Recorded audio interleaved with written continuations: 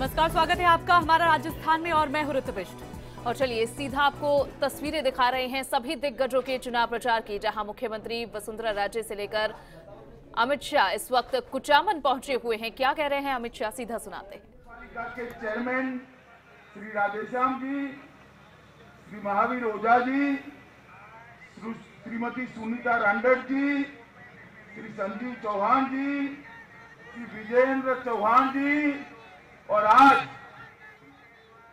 इस वीरों की भूमि पर उपस्थित प्यारे भाइयों, बहनों, माताओं और मेरे कलेजे के टुकड़े जैसे युवा मित्रों, आज मैं नागौर के अंदर भक्ति रस से तरबोर कृष्ण भक्त मीराबाई की जन्मभूमि पर आया हूं। और जिन्होंने अकबर को भी अपनी अकल के हिसाब से 4 चांद दिखा दिए थे, ऐसे बीरबल की भूमि पर मैं आया। वीर तेजाजी महाराज ने इस पूरी भूमि के लोगों को जीवन कैसे जिया जाता है वो दिखाने का, रास्ता दिखाने का काम किया है। और आज इस भूमि पर मेरा सौभाग्य है कि पूरे जिले से आई हुई जनता जनार्दन का दर्शन प्राप्त करने का मुझे सौभाग्य मिला है। मैं आप सभी को हाथ जोड़कर प्रणाम करता हूं। मित्रों, मैं आज यहां पर 7 तारीख को जो मतदान होना है उसमें भारतीय जनता पार्टी के हमारे प्रत्याशियों के विजय की अपील करने जा रहे हैं।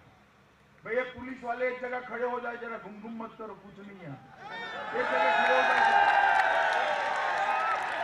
मित्रों, मुझे मालूम है कि राजस्थान में जो भाजपा की सरकार बनने वाली है इसकी नींव मारवाड़ का ये नागौर रखने वाला है, नागौर।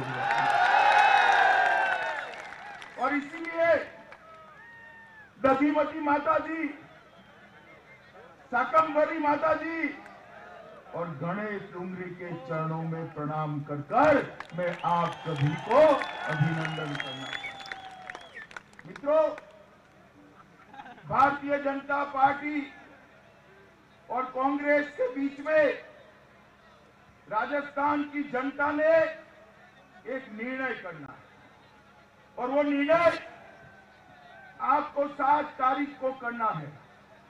और 7 तारीख को आपका जो फैसला होगा इसके आधार पर अगले 5 साल तक महान राजस्थान के अंदर किस पार्टी की सरकार होगी, किस व्यक्ति की सरकार होगी, तय। मित्रों, एक और मोदी जी के नेतृत्व में, वसुंधरा राजे के नेतृत्व में देशभक्तों की टोली जैसी भारतीय जनता पार्टी खड़ी है। और दूसरी ओर भैया हो गया जयकारा, जरा सुनो भी अब। और दूसरी ओर ना नेता है, ना नीति है, ना सिद्धांत है, राहुल बाबा की टीम खड़ी है। राहुल बाबा, बताओ नागौर वालों, क्या फैसला करोगे? जरा जोर से बोलो, जरा जोर से बोलो, और जोर से बोलो। यही जवाब पूरे राजस्थान भर से लेते लेते लेते आज मैं नागौर आया हूं और गंगानगर जाने वाला हूं। हर जगह से यही जवाब। अभी अभी ये राहुल बाबा इधर उधर घूम रहे हैं। मैंने उनका भाषण देखा। उनके भाषण में वो कहते थे राजस्थान में भाजपा की सरकार नहीं बनेगी, कांग्रेस की सरकार। अरे राहुल बाबा, स्वप्न देखने की छुट्टी है भैया, मगर दिन दहाड़े मत देखा करो, दिन के स्वप्न अच्छे नहीं। जब से मोदी जी इस देश के प्रधानमंत्री बने, इस देश का चुनावी इतिहास उठाकर देख लो, आपको मालूम हो हो जाएगा राजस्थान का नतीजा क्या आने। मगर अरे भैया सुनो भैया, सुनो भी। मगर राहुल बाबा के मैनेजर उनको चुनाव का इतिहास नहीं दिखाते हैं। चलो मैं थोड़ी मदद कर देता हूं। मैं आपको बताऊं चुनाव का इतिहास क्या है नागौर वालों, बताऊं क्या?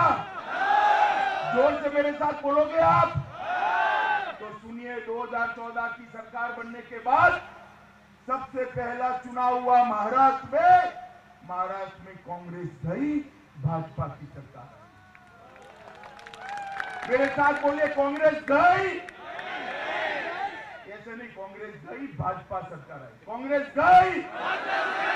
दूसरा चुनाव हरियाणा में कांग्रेस गई। तीसरा चुनाव झारखंड में कांग्रेस गई। चौथा चुनाव कश्मीर में कांग्रेस गई। पांचवा चुनाव आसाम में कांग्रेस गई। छठा चुनाव मणिपुर में कांग्रेस गई। सातवां चुनाव नागालैंड में कांग्रेस गई।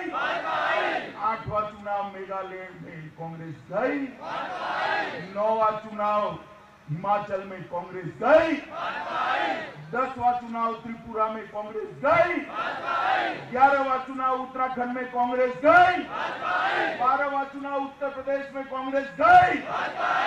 13वां चुनाव गुजरात में फिर से भाजपा आई। 14वां चुनाव गोवा में फिर से भाजपा आई। अब राजस्थान की बारी है, क्या होगा? जरा जोर से बोलो, क्या होगा? और जोर से बोलो, क्या होगा? मित्रों, कांग्रेस को सपना आता है। अरे ये भैरव सिंह शेखावत और सुंदर सिंह भंडारी की भूमि है। यहाँ भारतीय जनता पार्टी की सरकार अंगद का पांव है, उसको कोई हिला नहीं सकता। मित्रों, कोई हिला नहीं। बड़े बहुमत के साथ भारतीय जनता पार्टी की सरकार हुई। और अभी अभी ये राहुल बाबा जहां देखो वहां एनपीए एनपीए एनपीए लगा दिए। बैंकों में एनपीए हुए, इसको मुद्दा बना रहे हैं। अरे राहुल बाबा, ये जो एनपीए अब हो रहे हैं वो आपके शासन में आपने भ्रष्टाचार कर कर दिए हुए लोनों के हो रहे हैं, हमारे लोनों के नहीं हो रहे हैं। एक भी एनपीए ऐसा नहीं है जो नरेंद्र मोदी सरकार में लोन दिया गया। ये आपके जो कुकर्म थे, इसका काम है ये एनपीए हो। आज इंडियन एक्सप्रेस के अंदर फ्रंट पेज पर एक स्टोरी बनी है। एक बहुत बड़ी कंपनी को हजारों करोड़ का लोन मिला, हजारों करोड़ का, और इसका कमीशन कहां गया?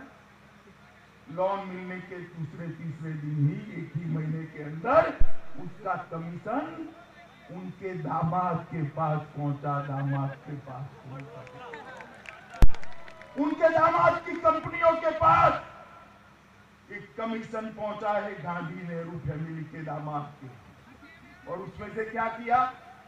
अपने बीकानेर में 150 हेक्टर जमीन खरीदी और 150 हेक्टर जमीन औने पौने दाम पर खरीदकर उसके अरबों करोड़ों रुपया ये दामाद की कंपनी के खाते में गया है। दामाद की कंपनी के खाते में।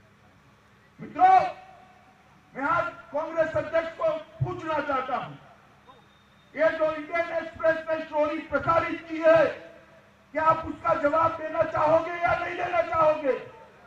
मुझे बताओ नागौर वालों, देना चाहिए या नहीं देना चाहिए? जोर से बोलो, देना चाहिए या नहीं देना चाहिए? अरे हमें कहते हैं कि सांदेशरा क्यों भाग गए, नीरव मोदी क्यों भाग गए, ये कोई शराब बनाने वाले मालिया थे क्यों भाग गए? भैया राहुल बाबा, ये सारे लोन आपके समय के दिए हुए हैं और आपके समय में इसलिए भागते नहीं थे। जरा सुनो नागौर वालों, कांग्रेस के समय में इसलिए भागते नहीं थे कि उनको डर ही नहीं था, इनके साथ तो अपनी पार्टनरशिप चल रही है। जिनके साथ जिनकी रखवाली हो, कभी कोई भागेगा? बताओ मुझे, भागेगा? जैसे ही मोदी जी की सरकार आई, उनको डर लगने लगा कि सलाखों के पीछे जाना पड़ेगा और वो भागना शुरू हो गए। आप हमें सवाल पूछते हो, मैं आपको सवाल पूछता हूं कि आपके ऐसे कैसे रिश्ते थे कि आपके समय पर उनको भागना नहीं पड़ता था? हमारे तो कोई रिश्ते नहीं है, इसलिए डर लगा है। और मैं नागौर की जनता को कहने आया हूं, कोई कहां पर भी भाग जाए, देश का पाई पाई का पैसा हम वापिस लाने का काम करने वाले हैं। जो भाग कर गए हैं उनके भी लगभग 20,000 करोड़ की प्रॉपर्टी, चाहे हिंदुस्तान में है चाहे विदेश में है, कानून बनाकर उसको सील करने का काम भारतीय जनता पार्टी के प्रधानमंत्री नरेंद्र मोदी ने किया है। 20,000 करोड़ का प्रॉपर्टी। और राहुल बाबा, आपके समय में क्या होता था? लोन को रिन्यू पर रिन्यू करते थे, रिन्यू पर रिन्यू करते थे, और मलाई खाने वाले मलाई खाते थे, कोई डरता नहीं। भारतीय जनता पार्टी की सरकार ने कठोरता से कदम लिया, बैंकों के पैसे न चुकाने वाले लोगों के 20,000 करोड़ रुपया की संपत्ति को अटैच करने का काम ये भारतीय जनता पार्टी की सरकार ने किया है मित्रों, नरेंद्र मोदी सरकार। और ये हम पर सवाल उठा रहे हैं। अरे आपकी पार्टी में आंतरिक लोकतंत्र की मित्रों, ये कांग्रेस पार्टी गांधी नेहरू परिवार की प्राइवेट लिमिटेड फर्म बन गई है, प्राइवेट लिमिटेड फर्म बन गई। अभी बीकानेर के अंदर एक प्रत्याशी पर्चा डालने जा रहा था कांग्रेस पार्टी का, तो साथ में कार्यकर्ता खड़ा था, वो बेचारा बोला भारत माता की जय। इसमें क्या बुराई है भाई? कोई बताओ जरा, नागौर वालों बताओ, बुराई है क्या? जोर से बताओ, बुराई है क्या? प्रत्याशी डर गया कि हाई कमांड तक बात न चली जाए, इसको बुलाया, उसके कान में कुछ कहा, और वैसे कान में कहने के साथ ही वो बोलने लगा सोनिया गांधी की जय। अरे शर्म करो कांग्रेस वालों, चुल्लू भर पानी में डूब मरो, भारत माता की जय बोलने में शर्म आती है। मित्रों, मैं आपको कहना चाहता हूं, जिसको भारत माता की जय बोलते हुए शर्म आती है, इसको इस देश का अन्न और पानी खाने का कोई अधिकार नहीं है। अरे राहुल बाबा,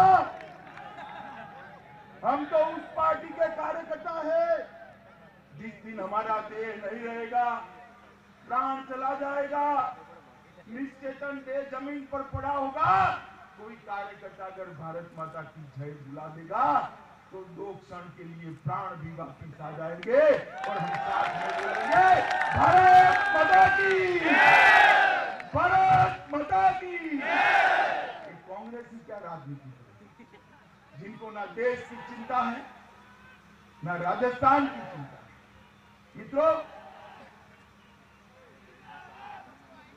मित्रों, अभी ये पायलट बाबा अभी बहुत जोर जोर से बोलते हैं। सचिन जी पूछ रहे थे कि मोदी जी ने राजस्थान के लिए क्या किया। अरे सचिन बाबा, आप थोड़ा तनिक आंकड़े उठाकर देख लो। आपकी सरकार थी केंद्र में, सोनिया मनमोहन की सरकार थी, मौनी बाबा मनमोहन सिंह की सरकार थी, कांग्रेस पार्टी की सरकार थी। 13वां वित्त आयोग आया, कांग्रेस पार्टी ने राजस्थान को कितना रुपया दिया? नागौर वालों, मैं आपको आंकड़ा बताना चाहता हूं। कांग्रेस पार्टी ने 13th फाइनेंस कमीशन में नागौर जिसमें है, ऐसे राजस्थान को 1,09,000 करोड़ रुपया दिया था। कितना दिया था बोलो भैया, और जोर से बोलो। अब 14 का चुनाव आया, राजस्थान की वीर जनता ने भोले शंकर की तरह सभी की सभी सीटें मोदी जी की झोली में डाल दी और मोदी जी प्रधानमंत्री बन गए। मोदी जी प्रधानमंत्री बने, उसके बाद 14th फाइनेंस कमीशन आया, 14वां वित्त आयोग आया।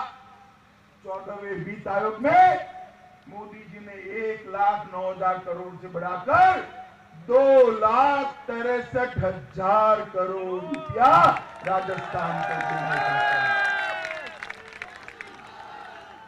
आज से 2.5 गुना ज्यादा पैसा राजस्थान के विकास के लिए हमने दिया है। आप हमारा क्या हिसाब मांगते हो? और 2,63,000 के अलावे 36,000 करोड़ रुपया के और प्रोजेक्ट और 36,000 करोड़ रुपया की रिफाइनरी, 70,000 करोड़ रुपया, 72,000 करोड़ रुपया और देने का काम ये भारतीय जनता पार्टी की सरकार है। और आप हमें पूछते हो कि हमने क्या किया? मित्रों, नरेंद्र मोदी सरकार, सचिन पायलट मुझे पूछते हैं क्या किया। सचिन जी, मुझे आपको जवाब देने की जरूरत नहीं है, मगर ये नागौर की जो जनता है ना, ये नागौर की जनता हमारी माई बाप है, हमारी मालिक है, बाप मालिक है। मैं तो नागौर की जनता को जवाब देने आया हूं। मोदी जी की सरकार बनी, 129 योजनाएं युवाओं के लिए, महिलाओं के लिए, किसानों के लिए, दलितों के लिए, आदिवासियों के लिए, पिछड़ों के लिए, गांव के लिए, शहर के लिए 129 योजनाएं बनाने का काम। मित्रों, इन्होंने सवाल पूछा है, मुझे जवाब तो देना पड़ेगा। मैं जोर से पढ़ता हूं 129 योजनाओं। आपको लगे कि मोदी जी ने ठीक काम किया है, वहां ताली बजाकर मुझे रोक दिया। पढ़ू जोर से? ऐसे नहीं पढ़ूंगा। बोलो भाई, पढ़ू जोर से, पढ़ू जोर से। तो ध्यान से सुनिएगा। प्रधानमंत्री जन धन योजना, प्रधानमंत्री आवास योजना, सुकन्या समृद्धि योजना, मुद्रा बैंक योजना, जीवन ज्योति योजना, सुरक्षा योजना, अटल पेंशन योजना, मेक इन इंडिया, स्वच्छ भारत। अरे भैया, अभी 11 हुई, आपने 11 में रुपया दिया मुझे। नागौर वालों, 129 योजनाएं मोदी जी लेकर आए हैं, 129 योजना। और ये सचिन पायलट जी हमें पूछे कि हमने क्या किया। सचिन जी, हमने भामाशाह योजना के तहत वसुंधरा राजे सरकार ने 24 लाख लोगों का इलाज कराने का काम ये भारतीय जनता पार्टी की सरकार, 43 लाख लोगों को गैस का सिलेंडर देने का काम ये भारतीय जनता पार्टी की सरकार ने किया है। 50 लाख युवाओं को मुद्रा बैंक की लोन देने का काम किया है। 13 लाख लोगों को आवास देने का काम किया है। वसुंधरा जी ने 50 लाख महिलाओं को मोबाइल फोन देने का काम किया है। कॉलेज के युवाओं को लैपटॉप दिया, युवतियों को स्कूटी दी। 80 लाख लोगों को टॉयलेट, शौचालय बनाकर 80 लाख परिवारों की माताओं बहनों को सम्मान के साथ जीने का अधिकार ये भारतीय जनता पार्टी की। राजश्री योजना के तहत 11 लाख बेटियों को सहायता देने का काम किया है और ढेर सारा काम नागौर जिले के लिए भी किया। किशनगढ़ हनुमानगढ़ मेगा हाईवे, उचानंद की कृषि उपज मंडी, 750 करोड़ के काम एक ही जिले में करे। 80 करोड़ रुपया खर्च कर 390 करोड़ रोड बनाया। ग्रामीण गौरव पथ योजना के तहत 34 ग्राम पंचायतों के रोड करे। मुख्यमंत्री जल स्वावलंबन योजना के तहत 27 गांवों को दिया। भामाशाह योजना के तहत एक जिले में 14,000 लोगों को स्वास्थ्य लाभ कराया। उज्ज्वला योजना के तहत 12,000 लोगों को गैस दिया और 1,300 लोगों को ग्रामीण आवास एक ही जिले में देने का काम। हमारे काम का हिसाब मांगते हो, मगर मित्रों, सबसे बड़ा काम अगर नरेंद्र मोदी जी ने किया है तो देश को सुरक्षित करने का काम नरेंद्र मोदी सरकार, ये कांग्रेस की सरकार थी, सोनिया मनमोहन की सरकार थी। 10 साल तक देश के अंदर पाकिस्तान से आलिया, मालिया, जमालिया घुसपैठ करता, कोई रोकता नहीं था, कोई जवाब नहीं देता था, क्योंकि कांग्रेस को उसमें अपनी वोट बैंक नजर आती थी। मित्रों, नरेंद्र मोदी सरकार आई, उरी पर हमला किया, 12 जवानों को जिंदा जला दिया।